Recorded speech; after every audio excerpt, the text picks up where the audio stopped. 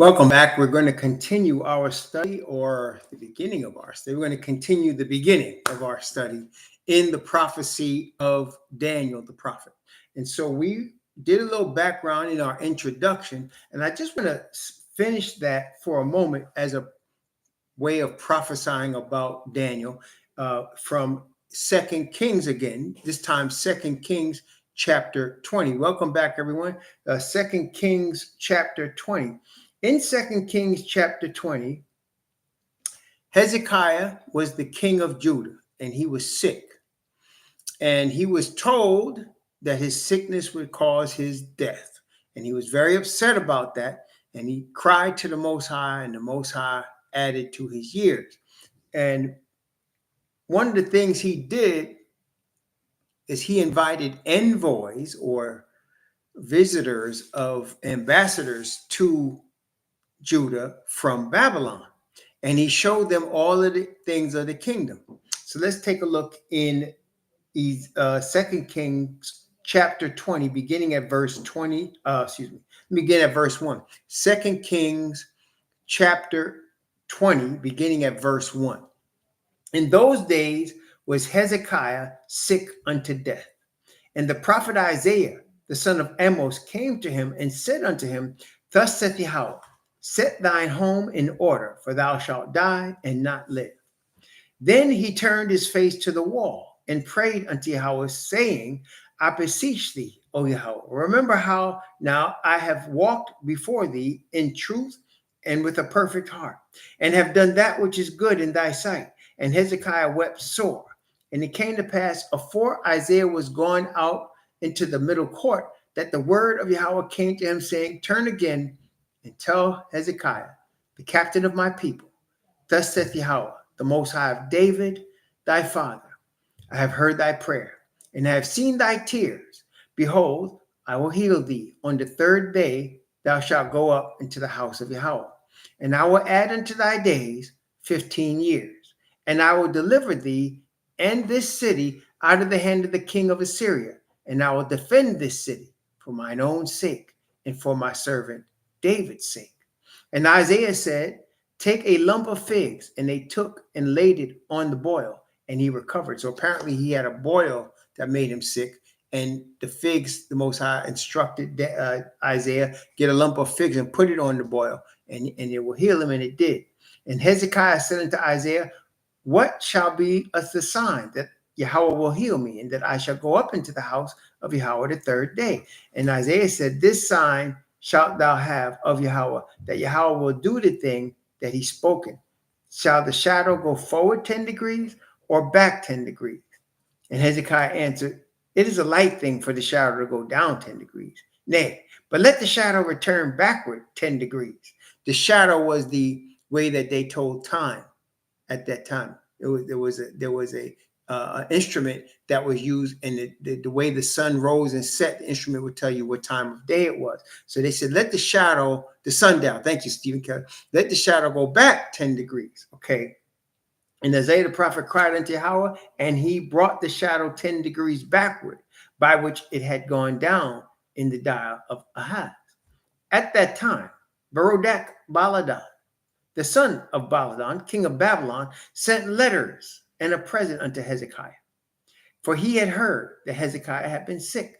And Hezekiah hearkened unto them and showed them all the house of his precious things, the silver and the gold and the spices and the precious ointment, and all the house of his armor, and all that was found in his treasures. There was nothing in his house, nor in all his dominion, that Hezekiah showed them not. Then came Isaiah the prophet unto the king Hezekiah, and said unto him, What said these men? And from whence came they unto thee? And Hezekiah said, They are come from a far country, even from Babylon. And he said, What have they seen in thine house? And Hezekiah answered, All the things that are in mine house have they seen. There is nothing among my treasures that I have not showed them. And Isaiah said unto Hezekiah, Hear the word of Yahweh. Behold, the days come that all that is in thine house, and that which thy fathers have laid up in store unto this day, shall be carried into Babylon. Nothing shall be left, saith Yahweh. And thy sons that shall issue from thee, which thou shalt beget, shall they take away, and they shall be eunuchs in the palace of the king of Babylon. Then said Hezekiah unto Isaiah, good is the word of Yahweh, which thou hast spoken. And he said, is it good, not good, if peace and truth be in my days? And the rest of the acts of Hezekiah and all his might, and how he made a pool and a conduit and brought water into the city, are they not written in the book of the Chronicles of the kings of Judah? And Hezekiah slept with his fathers, and Manasseh, his son, reigned in his stead. So the prophecy given from the Hebrew Israelite prophet Isaiah to the king Hezekiah was, everything that's in this kingdom is going to be taken to Babylon. And the children of your seed are going to be eunuchs in Babylon. Now, the Bible, in the word eunuch is the Hebrew word that means to castrate. It's a Hebrew word from the word is called saris. Saris means to castrate. A eunuch, by implication, valet, especially of female apartments. Thus, a minister of state, chamberlain, eunuch, officer. So it is a person that is castrated. Castration is an operation by which a man's ability to have children is removed. His testicles are removed. And so that is what castration is. And castration results in what is called a eunuch. So the Messiah once said that some men become eunuchs of men. In other words, people make them eunuchs. He says some people are born eunuchs. In other words, they're born with the inability to want a woman. We know people like that. And then there he said, there are some that become eunuchs for the kingdom of heaven's sake.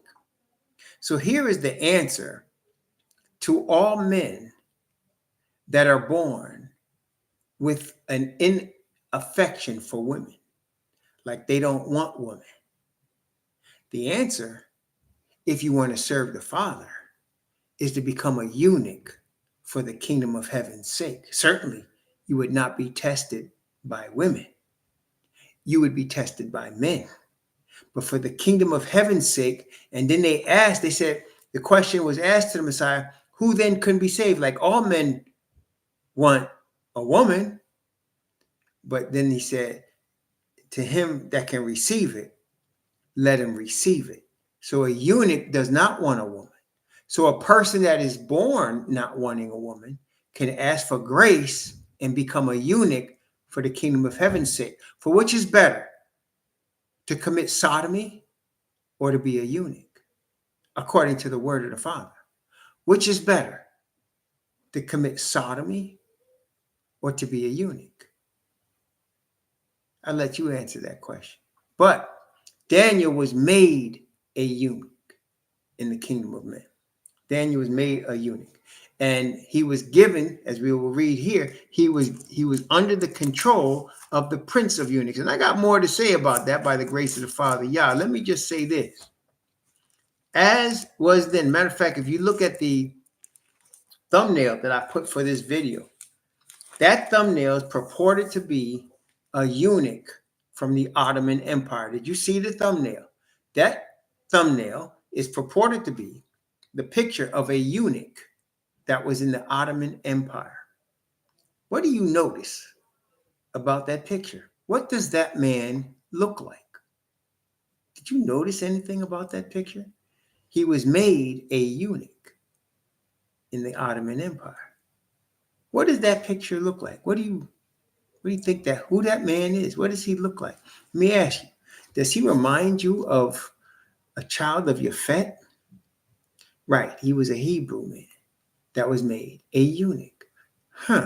Daniel was a Hebrew man of the tribe of Judah, and he was made a eunuch. One of the things that terrifies Satan about us is our ability to make babies. So our enemies would like in multiple ways to take away our ability to make babies, especially of the males of the Hebrews. This has been an attack from what we read even in Egypt. Remember what the Pharaoh told his people. If it's born of women, a female, keep it. Because you could have babies with Egyptians if you're a woman. But if it's born a man, that is a Hebrew man, throw it in the river. So today, I want us to remember as Hebrews the multiple ways that our enemies try to make our men into eunuchs. They do it in multiple ways. If you're in jail, unless you have conjugal visits, you can't make no babies if you're in jail. If they got you wearing dresses, you ain't gonna make no babies. And if you have females that want to disrespect you, dishonor you, they ain't want to make no babies with you. They try in multiple ways to degrade the Hebrew man so that he doesn't have babies. And even if he does have them, they try to make his life so hard that sometimes he thinks it's better for his family and his seed if he's not around. That's been happening for centuries. Centuries. Okay? It's been happening for centuries. And it's taken its toll on the Hebrews. It's taken its toll. It has. You can see the results. And they're constantly feeding us with images on media to degrade us, degrade both the woman and the man. They're constantly feeding us with images and constantly sending us information of negative light on us, negative light on us. It's purposely done. And so us awakening and understanding who we really are, and this is the thing, brothers and sisters, as the Hebrews of the Bible, we are literally, not figuratively, literally, of a royal seed. And we're one of the few royal seeds that the earth trying to wipe out. Most of the time, people have respect for people of royalty. But we are people of royalty, and they want to wipe us out. You must understand that, both as men and women. You must understand that you're royalty and that the Father has a higher calling on you and on your body. Don't believe all that the media tries to portray of you. They do that on purpose. In the form of entertainment, they despise you. In the form of entertainment, they despise you.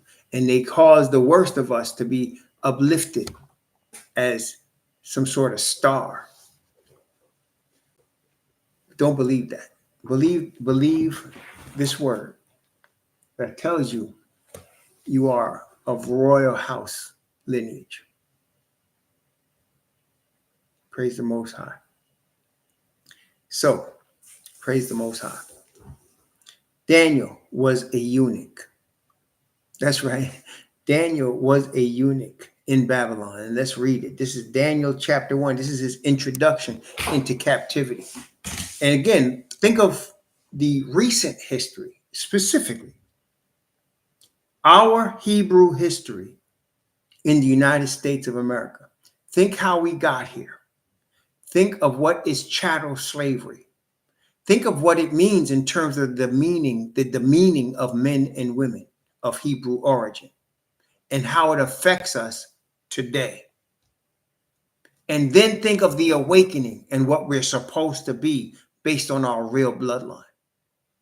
And this is Daniel's situation. The difference between Daniel and us is big in that Daniel was taken directly from what was given to his people. Daniel had his name. Daniel knew who his parents was. Daniel knew his history. Daniel was taken almost like the man that's portrayed in Roots as Kunta Kinte. If you ever seen Roots, Kunta Kinte was taken from Africa and he was brought on the ship and it was a long journey. He was a young boy and he survived the journey. And when he got to the shores, at Jamestown, Virginia, he noticed all the different tribes. He recognized them. He recognized them on the ship. And then they tried to change his name and tell him his name was Toby. And he ended up getting whipped repeatedly until he accepted the name Toby. That may or may not have been a true story for that, but it is our story. We have been brought, he was brought to these shores, and they tried their best to emotionally castrate him, make him understand his name was Toby and he was owned, and his master is the one that gave him his name, and that he would, every seed that he had a daughter, Kizzy. Kizzy was sold. If he had seed, it could be sold because it didn't belong to him. It belonged to his master. We were taught this. And for anyone to try to intimate that this is no longer valid, that it doesn't affect us, they are not only lying, they're being ridiculously evil. Because that did affect us, and it has affected us unto this day. And neither did our enemies cease from making all of us Toby. We must understand that. But Daniel knew what his name was. Daniel knew where he came from. He knew his language. And most of all, he knew his God. In captivity, he knew who he was and he knew his God. Let me ask y'all, as we are now awakening, is not the point us knowing who we are, where we come from, who our parents really are, and who our God is? We have also been given names from our captors, representing their culture. Daniel was given a Babylonian name, representing the Babylonian culture. He wasn't even the first. If you recall, Joseph was given the name by the Mizraim, was he not? They said, this is your name. They gave him a name that represented Mizraim, or is Egypt. They gave him a name. Okay. And so Zaphanath-Paneah, that was the name they gave him. That wasn't the name that his father Israel gave him. That was the name they gave him. Always signifying their ownership and control. Today, how myself and I know many of us have dealt with this is that we call the name we're given from our slave masters our government name. Isn't that true? We say this is our government name. And it is. It's the government name that was given from the slave masters. See, we call it our government name. We don't even say it's our name. We say it's our government name. Okay, and it is. It's our government name. Okay, that's what it is. Daniel was given the government name. Let's take a look. Daniel chapter 1, beginning at verse 1 and reading down to verse 7. Daniel chapter 1, beginning at verse 1 and reading down to verse 7. In the 3rd year of the reign of Jehoiakim, king of Judah, came Nebuchadnezzar, king of Babylon, unto Jerusalem, and besieged it. And Yahweh gave Jehoiakim, king of Judah, into his hand, with part of the vessels of the house of Yahweh, which he carried into the land of Shinar to the house of his God. And he brought the vessels into the treasure house of his God.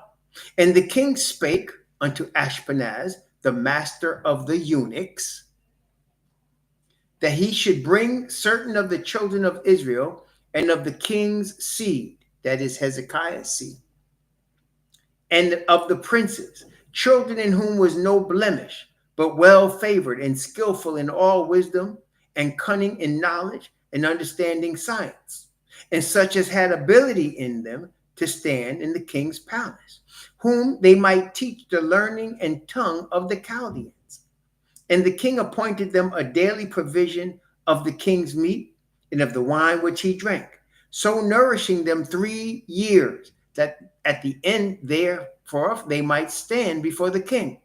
Now, among these were of the children of Judah, Daniel or Daniel, Hananiah, Mishael, and Azariah, unto whom the prince of the eunuchs gave names. For he gave unto Daniel the name Belteshazzar, and to Hananiah Shadrach, and to Mishael Meshach, and to Azariah Abednego, who we call a bad Negro. So he gave them Babylonian names for their Babylonian captivity. Again, let's relate. Have we not received Babylonian names for our Eurocentric Babylonian captivity? Have we not received names that are now generational because we have been generational owned by our Eurocentric captors? Yes, we also received names. The only difference is we know we are of the Hebrew origin, as Daniel did. We just don't know what our names originally was. You understand? That's right. We just don't know. But we do understand that we have been given government names. So Daniel's government name was Belteshazzar, Hananiah, Shadrach, Mishael, Meshach, and Azariah, Abednego. That was their government names given to them. They were made eunuchs, so they were never going to reproduce and have children. See? They were made eunuchs. And unfortunately, this is the truth of the matter. When we went into the transatlantic slave trade, most of us were not made eunuchs because the point was to have us as chattel slaves, which means they wanted us to breed the way they breed cows and horses. Men breed cows and horses because the more cows and horses they owned, the richer they were. And the more slaves they owned, the richer they were. So they wanted us to breed. Okay?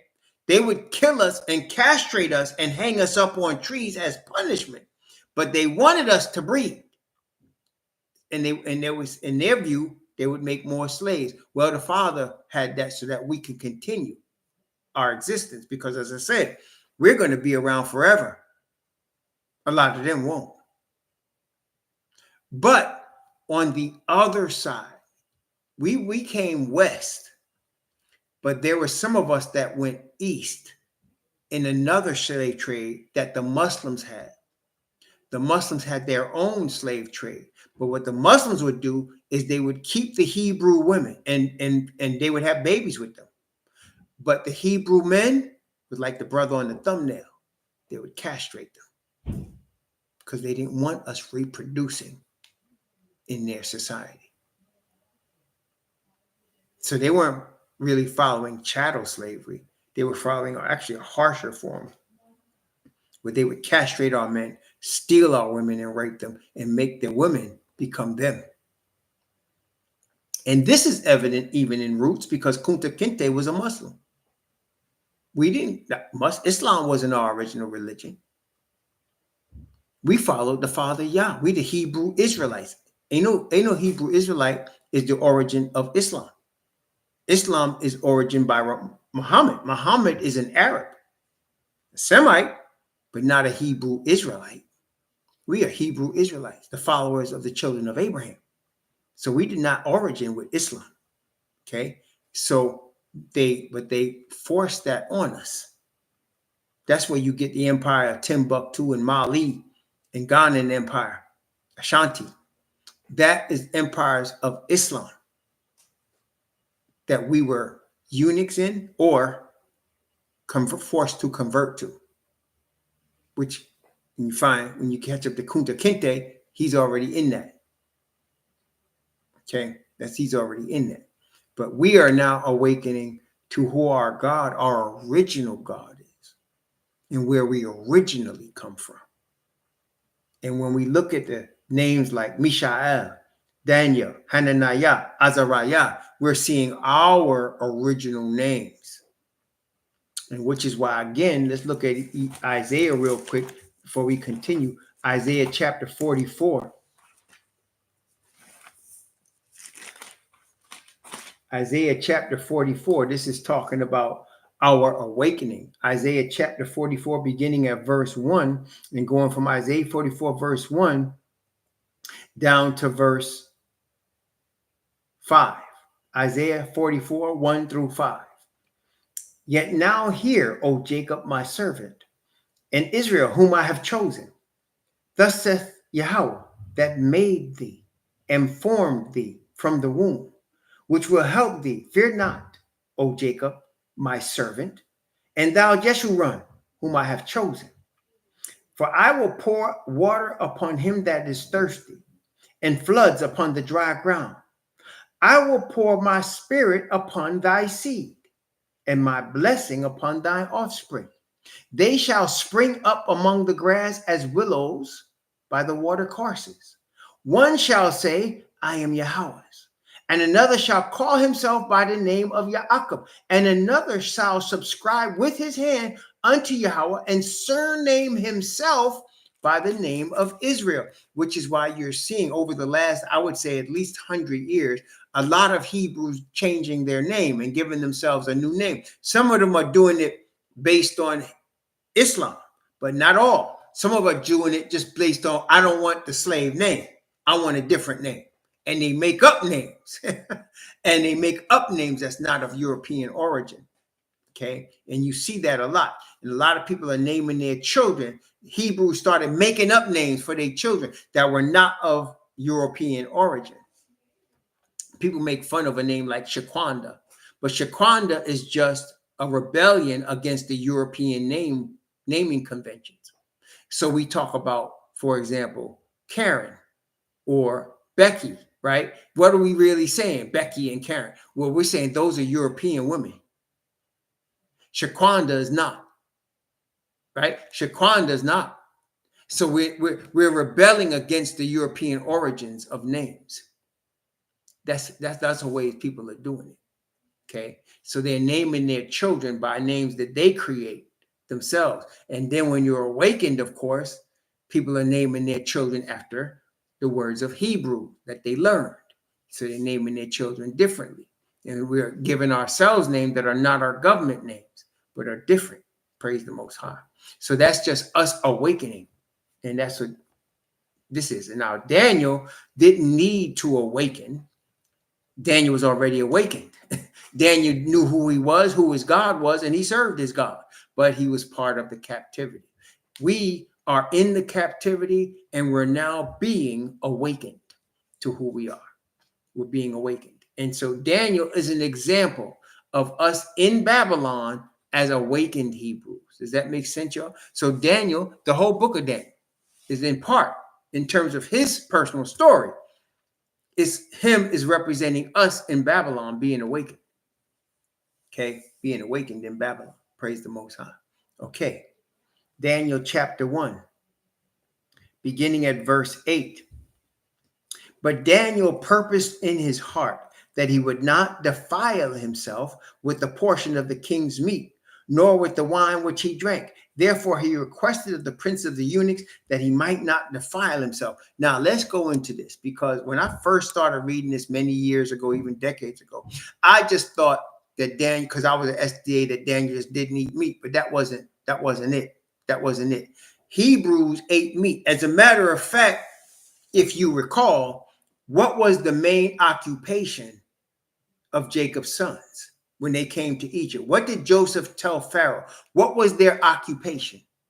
Y'all remember? What did he tell Pharaoh? What was their occupation when they came? He said, what is your occupation? What do y'all do? Their occupation dealt with cattle. They were cattle. They herded cattle. They were herdsmen. They raised cattle. They raised lamb. They raised goats. Okay. That's what they did. And every place where they settled was because it was a place that was good to feed their cattle.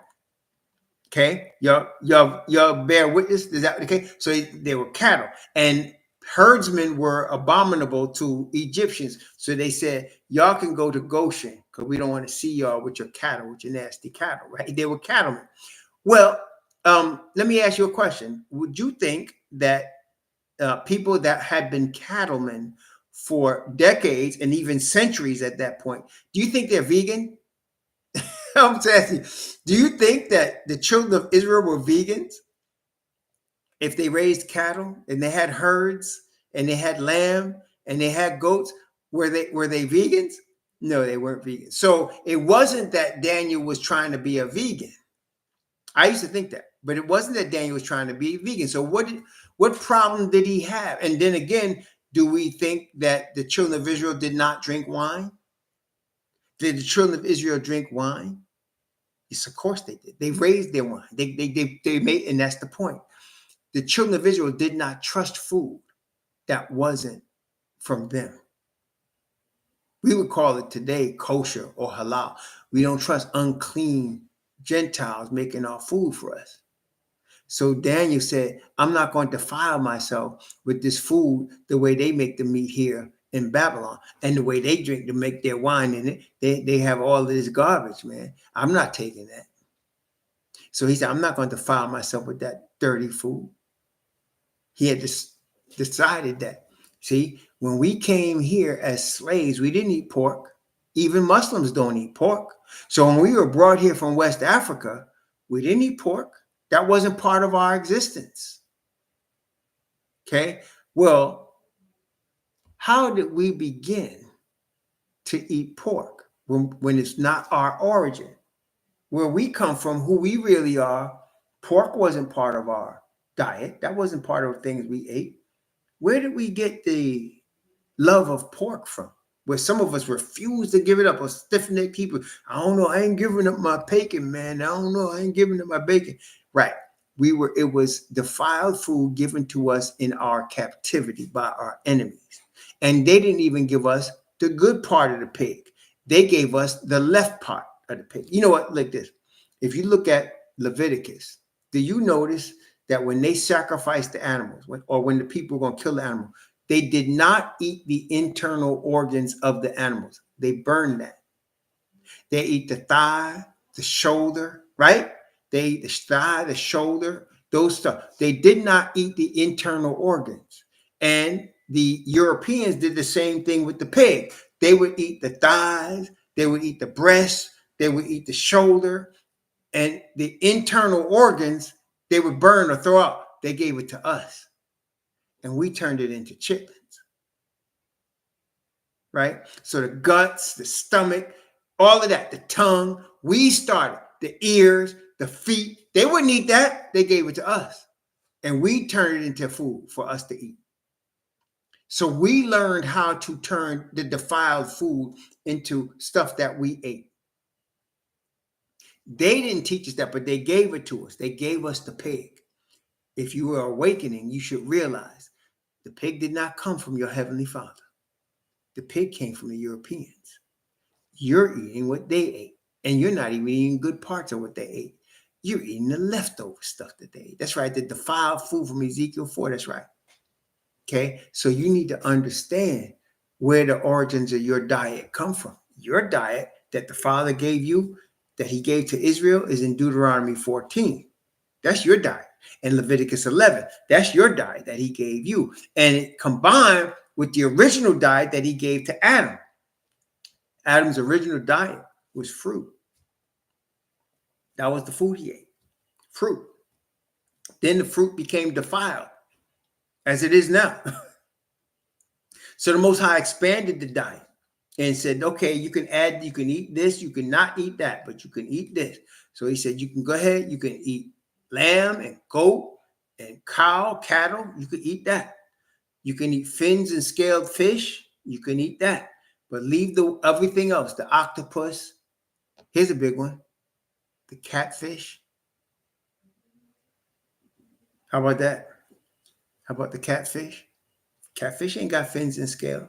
That fish is made to be a bottom feeder, like crabs and shrimp. They ain't got no fins and scales. But you see how we have been taught to eat. Because as Hebrews brought into this country as captives, we were eating to survive. Now, there's a difference now. We were eating to survive. If you ever see a movie from the 1970s called Sounder, Sounder stars Cecily Tyson. In the movie, Paul Winfield plays her husband, and he's hunting. He's hunting whatever has meat. He has his dog and his son. And they're out there, they're looking for a raccoon, they're looking for a squirrel. They can look for anything that has meat because they want the meat, and they're hungry, right? So all they got to eat is a few walnuts from a tree and whatever they could get from the crop. They don't have much.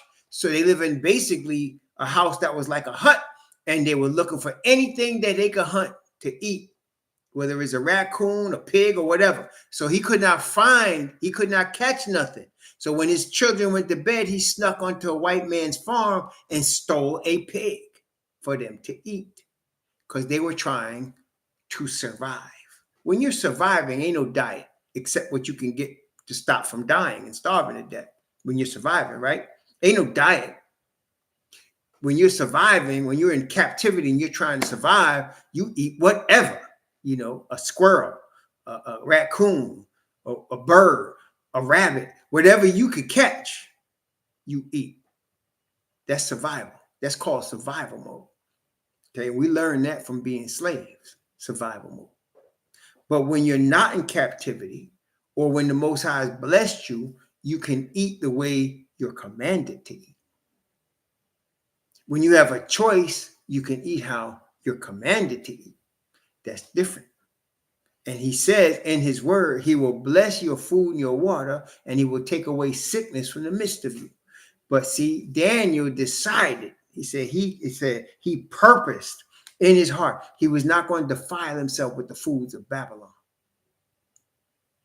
Now, here's another question.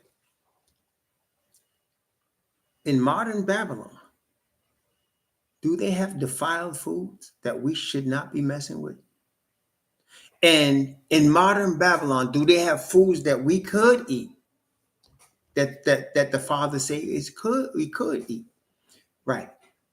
Most of the foods in Babylon, especially if it's like built to last on a shelf for a long time, like if you could put something away and come back a year later and still use it, that's kind of iffy, right? Like this morning, I had bought some oranges. After our first session, I ate, so I had my mouth set on them oranges. I had 4 oranges, but one of them was rotten because they're organic. So the organic fruit will rotten fast because it's not with the same preservatives as the ones that's not organic, right? So my wife was like, man, we lost orange. I was like, you know what though? We know I still got 3. And I know that at least it's healthy because they're supposed to rot, they're supposed to. So you got to eat it before it rots. Otherwise, it's going to go bad. That's good food. But you can get a non-organic orange and it could sit for a minute before it starts to go bad, right? It could sit for a minute before it starts to go bad. Or you could get some food, anything that's in a box could sit for a long time before it goes bad. You can get a Little Debbie cake. It could sit for a month before I may not even go bad after a month. It might sit out there for a minute. You could get some oatmeal cookies or whatever, and it'll sit there for a while, and you can come back because it's got stuff in it so that it stays looking fresh. But those same things that they use, which cause Stephen Kelly preservatives, kill you. That's what gives you cancer. That's what gives you high blood pressure, heart disease, and all that stuff. And they love for us to eat it. They make it real cheap. And we ain't got a lot of money, so they make it real cheap for us to eat it. Okay? It's very expensive to eat good food. That's why I was just telling them brothers yesterday. Eat as organic as your budget allows you to. And that's what I mean that. So like if you can afford organic meats, get organic meats. If you can't, get what you can. Get the best that you could get, right? Get the best that you could get. But, that's the whole thing. Get the cleanest and best food you can get. Try to avoid preservatives. Anything with a preservative in it, I would avoid that. Okay? Avoid that as much as you can. Try to eat as whole food as you can. It's expensive to eat good in this Babylon. I ain't gonna front.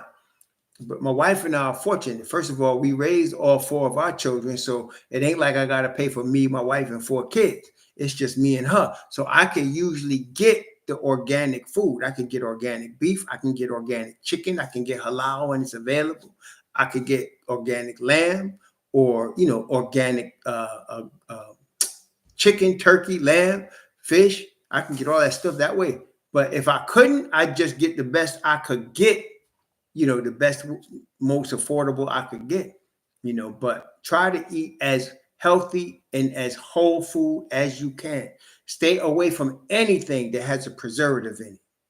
And especially when they make all kind of names for sugar, right? It's all different names for sugar, but it's all preservative style processed sugar. It's not like what naturally occurs in a fruit. When they take it out and they start messing with it, it's no good no more. Okay. Okay. It's no good no more, man. Be careful with that stuff. They trying to kill us. Yeah, fructose, high fructose corn syrup. Oh, those are terrible things. Terrible for you. High fructose corn syrup. Yeah, sometimes I can get halal. If I'm like when I was living in Northern Virginia, it was I would say at least 50% Muslim from different Muslim countries, Bangladesh, Pakistan. Then we have Muslims from different parts of the world, and they would only have halal. We had a butcher that was halal there.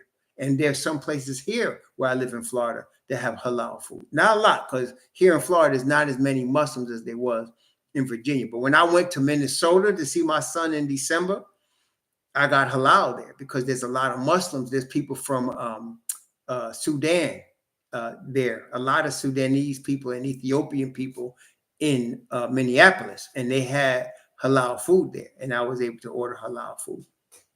Yeah, but not everybody can, and it's more expensive than regular. So I'm not trying to coerce you to break your budget.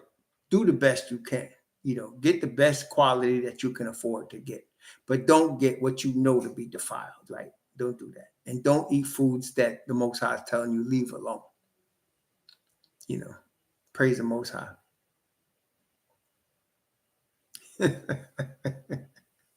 Praise the Most High. Okay, so Daniel decided in his heart, even though he was in captivity, even though he was in Babylon, even though he was made a eunuch and would never get married, he wasn't going to eat that defiled food.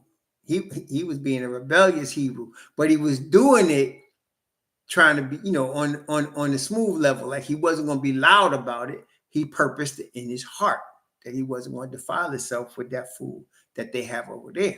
Okay, verse 9. And the Most High had brought Daniel into favor and tender love with the prince of the eunuchs. So he had favor. The Most High gave him grace so that they looked upon him with favor. Praise the Most High. And the prince of the eunuchs said unto Daniel, I fear my lord the king, who hath appointed your meat and your drink. For why should he see your faces worse liking than the children which are of your sort? Then shall ye make me endanger my head to the king. Then said Daniel to Melzar, whom the prince of the eunuchs had set over Daniel, Hananiah, Mishael, and Azariah, prove thy servants, I beseech thee, 10 days, and let them give us pulse to eat and water to drink. Pulse meaning beans, because you have beans and vegetables. You can't mess that up unless you throw in pork in it, but apparently they wasn't doing that. So he said, just give us the vegetables and we'll eat that, because he was sure that that wasn't going to be defiled, right? Then let our countenances be looked upon before thee, in the countenance of the children that eat the portion of the king's meat. And as thou seest, deal with thy servants. So he consented to them in this matter and proved them 10 days. And at the end of 10 days, their countenances appeared fairer and fatter in flesh than all the children which did eat the portion of the king's meat. Then Melzar took away the portion of their meat and the wine that they should drink and gave them pulse. As for these four, they were probably mad at Daniel, wasn't it? As for these 4 children, the Most High gave them knowledge and skill in all learning and wisdom. And Daniel had understanding in all visions and dreams. Now, at the end of the days that the king had said he should bring them in, then the prince of the eunuchs brought them in before Nebuchadnezzar. And the king communed with them. And among them all, was found none like Daniel, Hananiah, Mishael, and Azariah. Therefore stood they before the king, and in all matters of wisdom and understanding that the king inquired of them, he found them 10 times better than all the magicians and astrologers that were in all his realm. And Daniel continued unto the first year of King Cyrus. Now, the Most High placed Daniel in this position. It wasn't because Daniel was, what's the word I'm looking for? It wasn't because Daniel was very ambitious. It's because the Most High put him. That's right. Well, really what they did, Stephen Kelly, they took away your Popeyes. They took away your Popeye. They took away your Kentucky Fried. They took away the Burger King chicken McNuggets. They took that away. They took away the Popeyes. They took away the chicken McNuggets. They took away all your Burger King McNuggets. You know, they took all that away. And they replaced it with baked chicken. With halal meat, praise the Most High. So they replaced it with vegetarian food, vegetation, right? So praise the Most High. So they said, listen, we'll give everybody this food if it works like that. But they took away, it's not just chicken, right? It's Popeye's chicken. It's Kentucky Fried Chicken. It's Wingstop with all them fake chemicals they put in all that stuff to make it taste and look good, and the sugar they put in there to make you keep coming back for more. That's what they took. And then had the nerve to take away the French fries.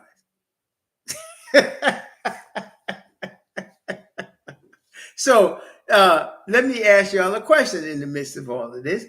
Was Daniel and his friends spiritual superiority?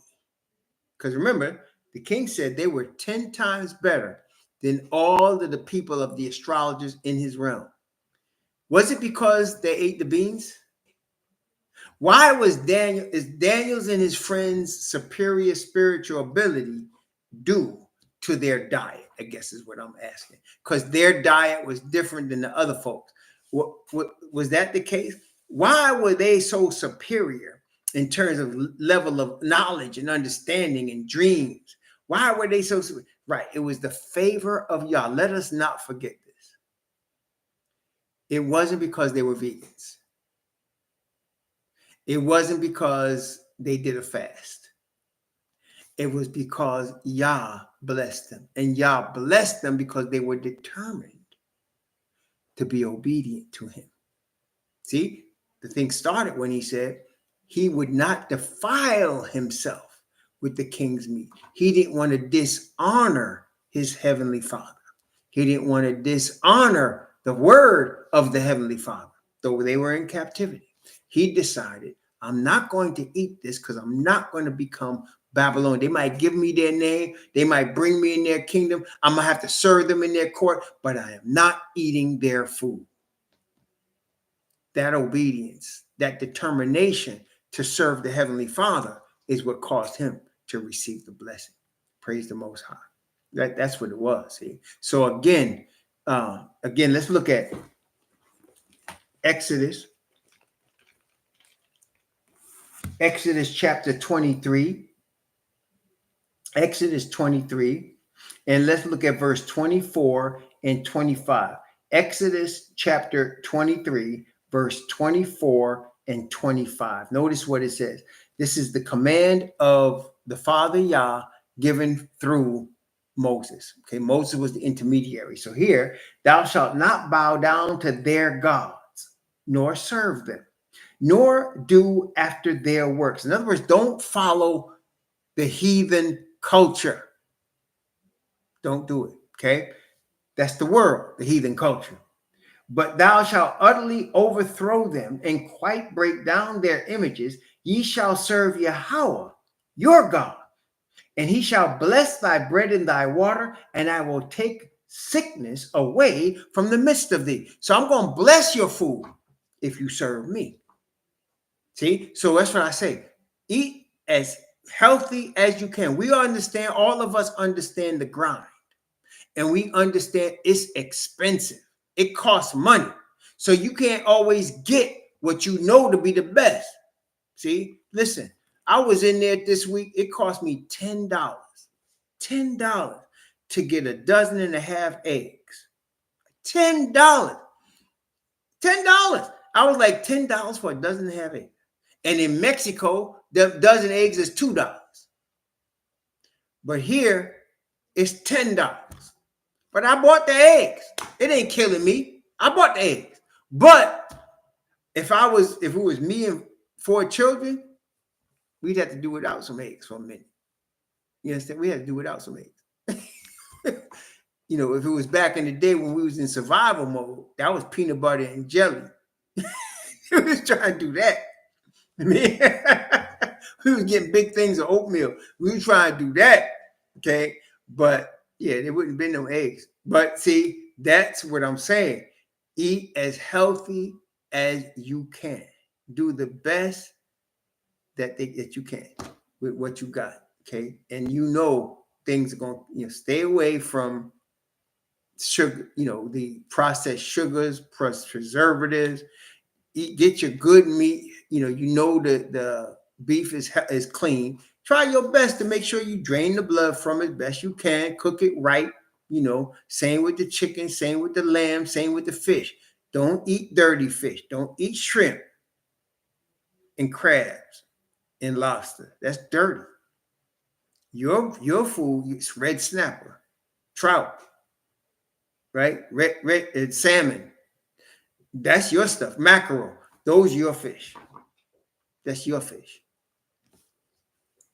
Yeah, I mean, there's local, there's ways, Sister Daniels there's ways you can try to find. You can find a farmer. You can find, perch. You can find a farmer. You can find, some local people that might catch, go catch their own fish, whiting, porgy, catch their own fish and bring it in. You can find that, right? But, there's ways to try to cut costs as much as you can. But if you pour, you just pour. You do the best you can. Instead, like I can go to the halal guy and say, cut me up this and bring me that. Well, some people have to go to Costco. Get your meat from Costco. If you got to, go do what you got to do. You know what I mean? It's just say, well, what do they call it? 100% pure beef or whatever. Get the best that you can, and do the best that you can with it. Pray over it, and the Most High will bless if you're doing the best you can, because you're doing it for His glory. That's the whole object is for His glory. Why was Daniel doing all these things? He was doing it for the glory of his God. Okay, that's right. You do you, boo. That's what you do. Do the best you can, man. I can't tell you go get all organic and you're on a limited budget and you got kids to feed. What kind of foolishness is that? I'll be a fool, right? You know what I'm saying? No, man. Do what you could do. Do you, boo? What you get? What you got to go get the local supermarket and get that. Do the best you can with it. Okay, feed your family. Try your best to stay away from that stuff, the garbage they put in that stuff, man. You know how they do. So praise the Most High. All right, so that was Daniel chapter 1. We just finished. That was our Daniel chapter 1, the introduction of Daniel to his captivity as a eunuch in Babylon. Next, we're going to see the events that take place that bring Daniel to the fore. That's why I wanted to stress, it wasn't of Daniel that he was put in that position. It was of the Heavenly Father that he was put in that position, right? So you and I, wherever you are right now, wherever in the world you are right now as I'm speaking, the Most High has you there, right? Whether He has you stay there or not, I don't know. That's up to you and Him. But right now, where you are, the Most High has you there. That's where you at. And you can only operate where He puts you. And pray to Him to guide you where you are. Praise the Most High.